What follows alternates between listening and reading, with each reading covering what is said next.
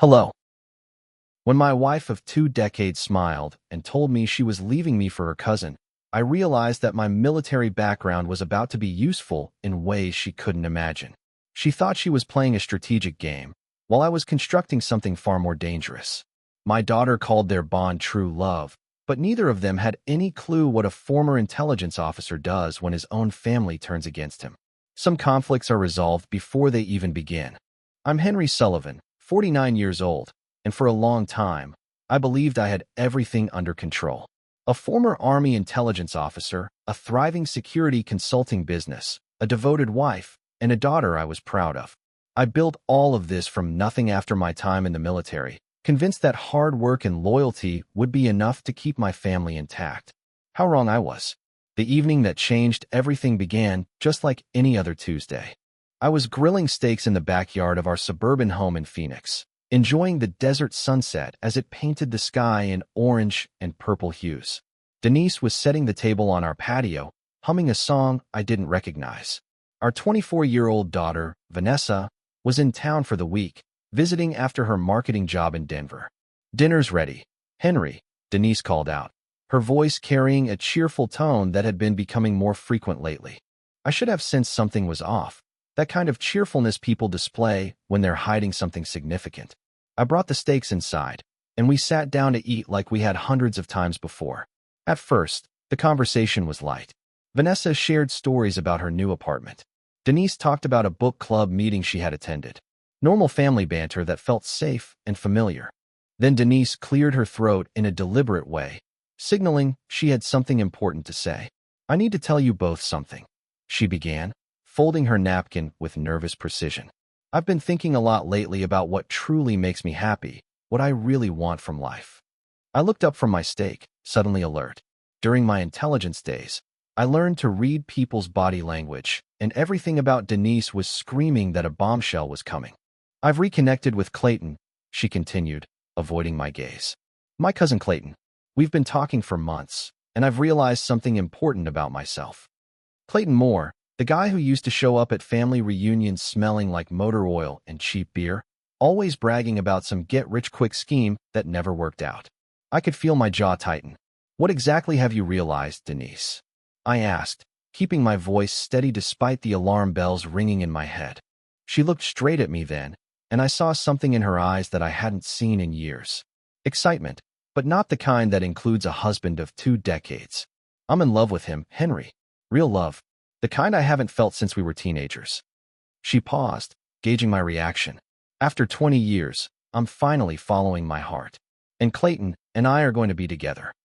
The words hit me like a sniper's bullet. Precise, devastating, and leaving me speechless in the aftermath.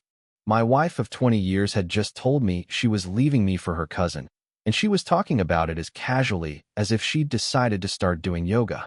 The silence after Denise's revelation felt like it lasted for hours, though it was probably only a few seconds. I looked at Vanessa, hoping to see some sign of shock, some indication that she thought this was as crazy as I did. Instead, what I saw made my blood run cold. My daughter was smiling. "Mom, that's amazing," Vanessa said, reaching across the table to squeeze Denise's hand. "I'm so proud of you for being brave enough to follow your heart." I felt like I'd been punched in the stomach. "Vanessa, what are you talking about?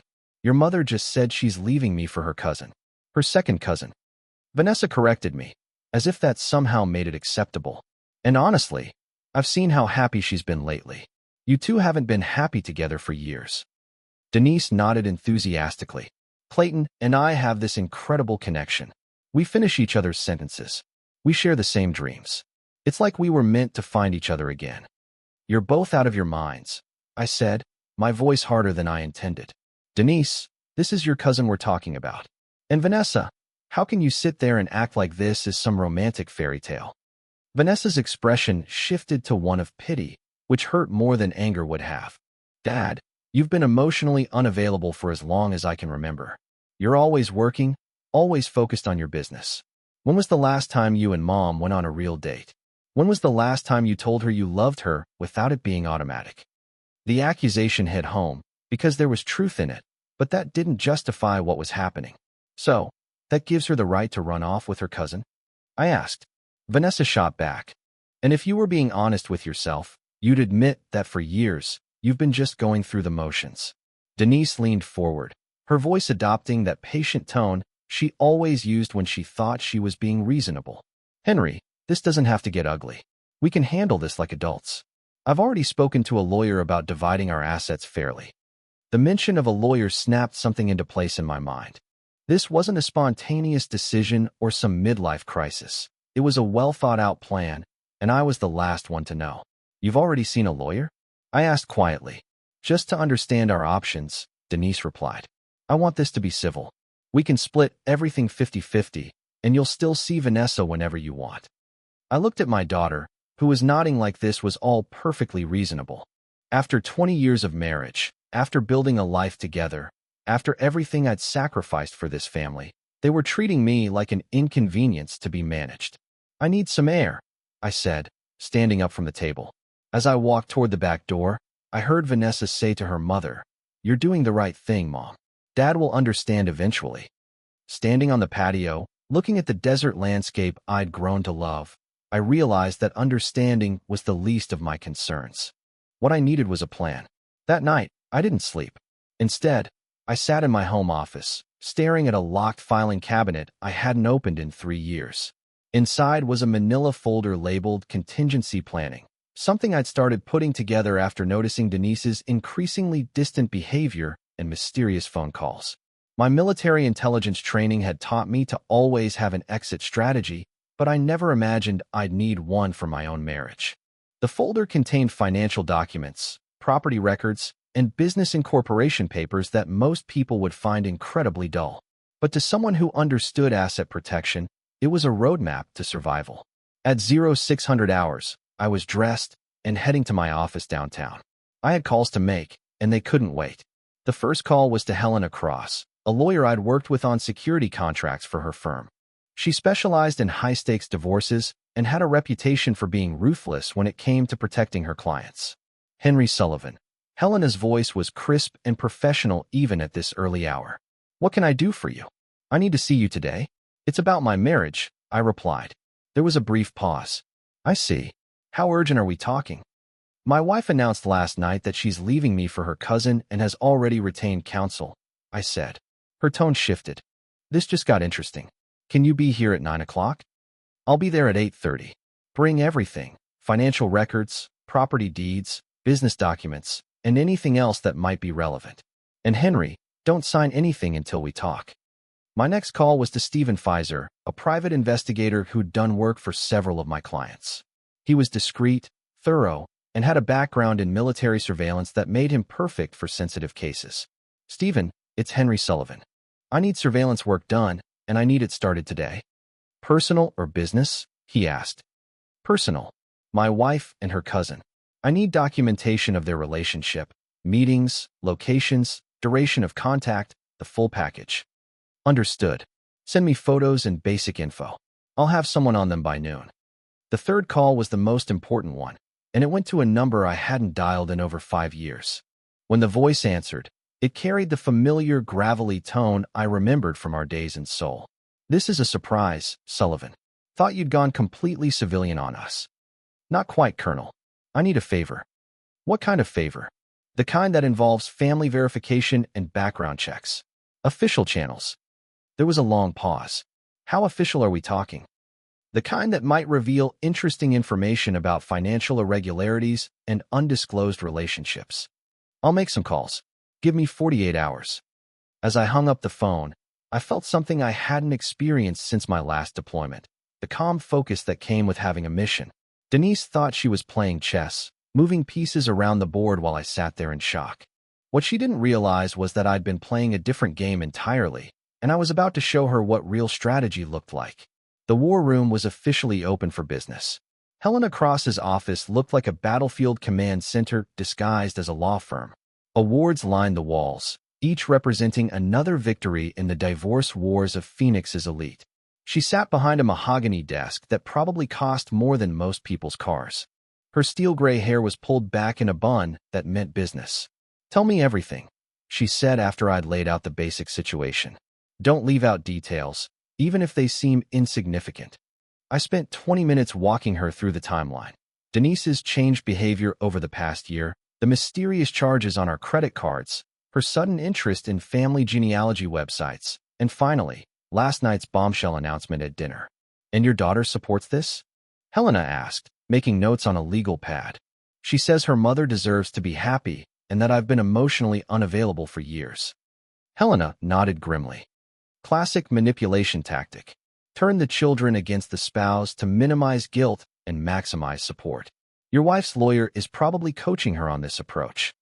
What kind of lawyer would encourage a client to leave their husband for a cousin? The kind who thinks they're dealing with a pushover who'll roll over for a quick settlement. Helena leaned back in her chair. Tell me about your assets. This was where my preparation paid off. I pulled out the folder and spread documents across her desk. Business incorporation papers showing my security firm was structured as an LLC with complex ownership arrangements. Property deeds revealing our house was owned by a trust I'd established years earlier, and investment accounts that had been carefully placed in various legal entities. Helena's eyebrows rose as she reviewed the papers. This is sophisticated asset protection. When did you set this up? Helena asked. 3 years ago, when I first started noticing changes in Denise's behavior. I figured if she was planning something, I should be prepared. Your wife has no idea about these arrangements. None whatsoever. She thinks everything is jointly owned in the traditional sense. Helena smiled for the first time since I'd arrived. Henry, your wife's lawyer is about to have a very bad day. These trusts and business structures are airtight. If she filed for divorce expecting a 50-50th split of marital assets, she'll soon find out that most of what she considers ours is actually protected. What about alimony? I asked. Arizona is a community property state, but there are exceptions for separate property and assets acquired through specific means. Your military pension is partially protected, and your business income can be structured to minimize exposure. She paused, looking over the documents more closely. This is beautiful work. Who helped you set this up?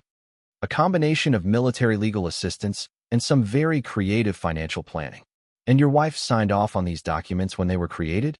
She signed where she needed to sign, but I doubt she read the fine print. She always trusted me to handle the business side of things. Helena gathered the papers and tapped them into a neat stack. Henry, I need you to understand something. What you've shown me here isn't just asset protection. It's a complete restructuring of your financial life that effectively shields almost everything from a traditional divorce settlement. So what's our next move? We wait for her to file. Then we respond with a counter-petition that's going to make her lawyer wish he'd chosen a different profession. 3 days later, Denise served me with divorce papers like she was delivering a birthday gift. I was checking the mail in my driveway when her new BMW pulled up.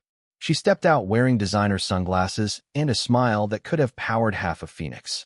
Henry, she said, walking up with a manila envelope in her manicured hands. I wanted to deliver these personally. Keep things civilized. I took the envelope without opening it. Civilized. That's one way to put it. My lawyer says this should be straightforward, Denise continued, her tone suggesting she was doing me a favor. 50-50th split on all assets, reasonable alimony, and we can both move on with our lives. No need for ugliness. I nodded slowly. And Vanessa's okay with all this. She understands that sometimes people grow apart. She wants us both to be happy. Denise adjusted her sunglasses. Clayton and I are looking at houses in Scottsdale. Something with a pool, maybe a casita for when Vanessa visits. The casual way she mentioned planning a life with her cousin while discussing my financial future was almost impressive in its audacity. Almost. I see you've got it all figured out, I said. Life's too short to stay in situations that don't serve us anymore, Henry. You'll understand eventually. She turned back toward her car, but paused. Oh, and my lawyer wants a response within 30 days. Timothy Nash. He's very good. Handled the Morrison divorce last year. Timothy Nash, I repeated. I'd heard the name before in business circles. Young, aggressive, and according to Helena, not particularly thorough when it came to asset investigation. Perfect. I'll have my attorney review everything, I told her. Of course. Helena Cross, right? Denise asked. Yes. Denise's smile widened. She's expensive, but I suppose you can afford it for now. After she drove away, I sat in my truck and opened the envelope. 43 pages of legal demands that read like a shopping list written by someone who'd never earned a dollar. They were trying to claim the house, half my business, $8,000 a month in alimony, and my military pension split down the middle. What struck me wasn't the audacity of the requests. It was the confidence. Every line was written as if these were foregone conclusions, not opening negotiations. Denise and her lawyer truly believed they were dividing up assets that existed the way they thought they did. I pulled out my phone and called Helena. She filed, I said when she answered. What's the damage? Everything she could think of, plus some things she couldn't. When can we respond? How about tomorrow morning? I think it's time to introduce Mrs. Sullivan to reality. That evening, I sat on my back patio with a beer, watching the sunset paint the mountains purple and gold. Somewhere across town, Denise was probably celebrating with Clayton, toasting their future with my money. Let them enjoy it while they could, because tomorrow, the real game would begin. The next morning brought an unexpected call that changed everything. I was reviewing Helena's draft response when my phone buzzed with a number I didn't recognize. Mr. Sullivan, this is Timothy Nash, your wife's attorney. I was wondering if we could meet privately before you file your response. I paused, my military training kicking in. In intelligence work, when the enemy wants to talk off the record, they're either desperate or planning something. Either way, it was worth hearing. What kind of meeting are we talking about, Mr. Nash? The kind where I explain why your wife's case isn't as strong as she believes it is, and why you might want to consider my alternative proposal. I'm listening. Not over the phone. Can you meet me at the Ritz-Carlton downtown? The bar on the 15th floor. 1 hour. I found Nash at a corner table, nursing what looked like his second whiskey. Despite it being barely noon, he was younger than I'd expected, maybe 38, with the kind of nervous energy that suggested he hadn't slept well in days. Mr. Sullivan. He stood and shook my hand. Thank you for coming. This is highly irregular. Counselor, what's this about? I asked. Nash glanced around the nearly empty bar, then leaned forward.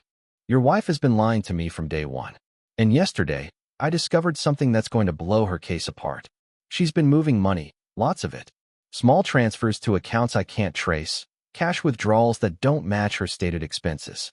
When I confronted her about it this morning, she told me it was none of my business, and that my job was to get her everything she asked for. I kept my expression neutral. Why are you telling me this? I asked.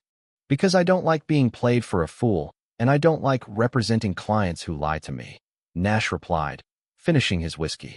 Also, because I've done some research on you, Mr. Sullivan. Your asset protection strategies are impressive. Your wife is about to walk into a legal buzzsaw, and she has no idea. What are you proposing? I have documentation of her financial activities. Timestamps, account numbers, even some recorded phone conversations with Clayton about hiding assets from you. Nash slid a thumb drive across the table. This is my insurance policy, but I'm willing to share it with you in exchange for certain considerations. What kind of considerations? When this all falls apart, and it will, I want your word that you won't file a bar complaint against me for my client's deception. I also want first consideration for any legal work your security business might need. I picked up the thumb drive and studied Nash's face. He was scared but also calculating. Not entirely trustworthy, but useful. Why should I trust you? Because tomorrow, I'm going to file a motion to withdraw as counsel, citing irreconcilable differences with my client. But tonight, I'm going to copy you on every piece of evidence I've gathered about her hidden assets and financial misconduct. Nash stood up and adjusted his suit jacket. Your wife thinks she's playing chess, Mr. Sullivan. What she doesn't realize is that she's been playing against two people this whole time. As he walked away, I pocketed the thumb drive and smiled. Denise had been so focused on Clayton and her exit strategy that she'd never bothered to vet her own lawyer. Now, her supposed advocate had just handed me the keys to her destruction. Sometimes the best intelligence comes from the most unexpected sources. 3 weeks into the legal proceedings, I received a call that changed the entire dynamic of my situation. The voice on the other end was hesitant, young, with an accent that brought back memories of soul. Mr. Sullivan, my name is Arya Hicks. I think it might be my father. I sat down heavily in my office chair. 26 years ago, during my intelligence assignment in South Korea, there had been someone, a translator named Jean, who worked with our unit. We'd had a brief relationship before I was rotated back to the States. I'd never known, I said carefully. Tell me about your mother, Jeannie Hicks. She married an American serviceman when I was 2, but she always told me my real father was an intelligence officer named Henry Sullivan. Her voice strengthened. I've been looking for you for years. The timing was either an incredible coincidence or something more deliberate. Why are you calling me now? Because I saw your name in some legal documents. My employer is processing. I work for a forensic accounting firm here in Phoenix. We were hired to investigate hidden assets in a divorce case, and your wife's name came up. My blood ran cold. What kind of investigation? Cryptocurrency transactions, offshore transfers, cash purchases of precious metals. Someone's been moving a lot of money and trying to hide it. Arya paused. Mr. Sullivan, I think your wife has been planning this divorce for a very long time. 2 hours later, I met Arya at a coffee shop downtown. She looked like her mother, but had my eyes and my stubborn jawline. She spread financial documents across the table that painted a picture of systematic asset concealment going back 3 years. She's moved over $400,000, Arya explained. Small transactions to avoid reporting requirements, but the pattern is clear. She's been preparing for this divorce since 2021. Can you prove this in court? Every transaction is documented. Bank records, cryptocurrency wallets, even safety deposit box rentals. She looked at me with eyes that reminded me of staring into a mirror. Dad, she's been stealing from you for years. The word, Dad, hit me harder than enemy fire ever had. I had a daughter who was brilliant, capable, and had just handed me the key to destroying Denise's case completely. What do you need from me? I asked. Just acknowledgement. I don't want money or support. I just wanted to know who my father was. She smiled. Though helping you seemed like the right thing to do. Looking at Arya, I realized that losing Denise and Vanessa might not be a loss at all. Sometimes the family you need finds you when you least expect it. Court day arrived with the kind of desert heat that makes everything shimmer. Denise showed up wearing a cream-colored suit that screamed expensive lawyer, flanked by her replacement counsel after Nash's sudden withdrawal. She looked confident, almost smug, as she took her seat across the courtroom. Judge Patricia Steinberg called the session to order with the efficiency of someone who'd seen every variation of human greed and stupidity. She was known for her no-nonsense approach and complete intolerance for financial games. Mrs. Sullivan, Judge Steinberg began, reviewing the petition. You're requesting 50% of all marital assets, including the family home, business interests, and retirement accounts, plus monthly spousal support of $8,000. Is that correct? Denise stood gracefully. Yes, Your Honor. I believe that represents a fair division of what we built together over 20 years. And Mr. Sullivan, you're contesting these requests? Helena rose beside me. We are, Your Honor. We're also filing counterclaims based on newly discovered evidence of asset concealment and marital misconduct. Denise's lawyer, a nervous-looking replacement named Davidson, jumped up. Your Honor, we've seen no evidence of any misconduct.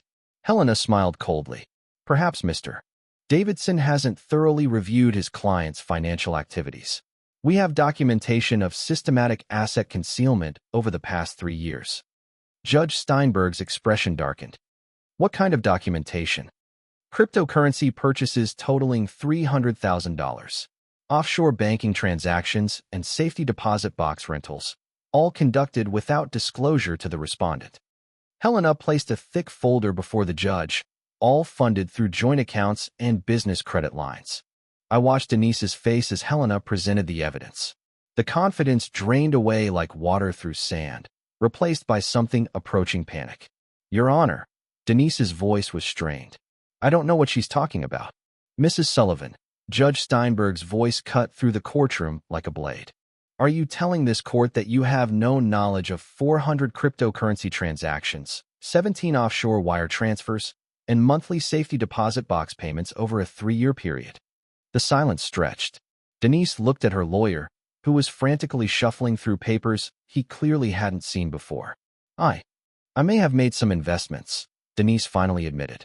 Investments made with marital funds, undisclosed to your husband, and hidden during divorce proceedings. Judge Steinberg's tone could have frozen the desert. Mrs. Sullivan, what you've described is not an investment strategy. It's fraud. Helena leaned forward. Your Honor, Based on this evidence of concealment and the protected nature of Mr. Sullivan's properly disclosed assets, we're requesting dismissal of the petitioner's claims and award of all fraudulently hidden assets to our client. As Judge Steinberg reviewed the evidence, I glanced at Denise. She was staring at me with an expression I'd never seen before. Pure, undiluted fear. After 20 years of marriage, she was finally seeing what I was capable of. When properly motivated, the trap had sprung perfectly. Mrs. Sullivan, Judge Steinberg's voice filled the courtroom with finality. Based on the evidence presented, I'm dismissing your petition in its entirety. Furthermore, I'm awarding all concealed assets to Mr. Sullivan and ordering you to pay his legal fees. Denise shot to her feet. Your Honor, this isn't fair. I gave him 20 years of my life. What isn't fair, Mrs. Sullivan, is systematically stealing from your husband while planning to divorce him. The judge's tone was ice cold. You forfeited any claim to marital assets through your fraudulent conduct. I watched Denise's world collapse in real time. Her face went from pale to flushed to something approaching purple as the implications hit her. She'd walked into court expecting to leave with millions and was walking out with nothing. You can't do this. Denise screamed at me across the courtroom. I'll appeal. I'll fight this. Mrs. Sullivan, Judge Steinberg warned. Control yourself or I'll hold you in contempt. But Denise was beyond control. 20 years. 20 years I wasted on you. And this is how you repay me? By having me investigated like some criminal? Helena leaned over to me. She's making this so much easier. Judge Steinberg had heard enough. Mrs. Sullivan, you are hereby ordered to return all concealed assets within 30 days. Failure to comply will result in criminal charges for theft and fraud. As the gavel came down, Denise let out a sound that was part scream, part sob. Her new attorney was already gathering his papers, clearly planning his exit from this disaster. You destroyed me, Denise hissed as I walked past her. You and that daughter of yours. I didn't destroy you, Denise, I replied calmly. You destroyed yourself the moment you decided to steal from me.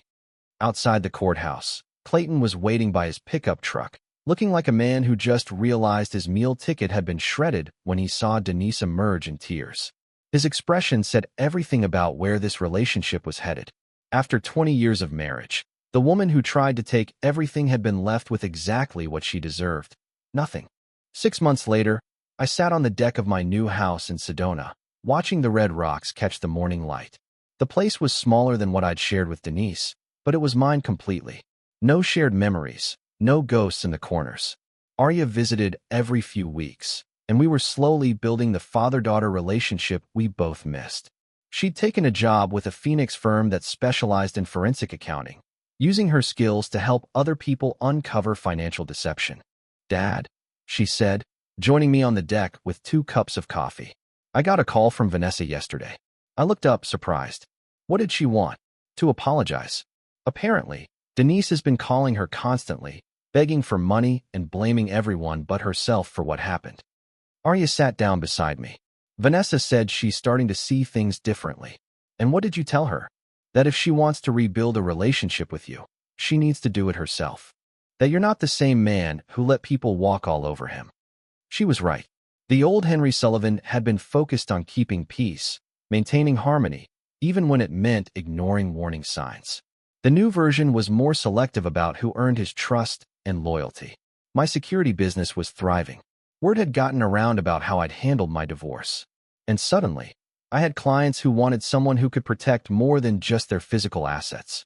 Helena had become both my attorney and a good friend. She told me that Denise and Clayton had lasted exactly 3 months after the divorce was finalized. Apparently, love wasn't as strong as Clayton had imagined when there was no money involved. Detective Wade Harper, Clayton's brother, had been quietly transferred to a different department after an internal investigation found irregularities in several cases. Turns out, corruption has a way of catching up with people. As for Denise, I'd heard she was working a retail job in Tucson, living in a studio apartment, and driving a used car with a salvage title. Sometimes, justice looks exactly like what people deserve. I raised my coffee cup to the sunrise. After 20 years of building a life with someone who never appreciated it, I was finally building a life that was completely my own, and it felt perfect.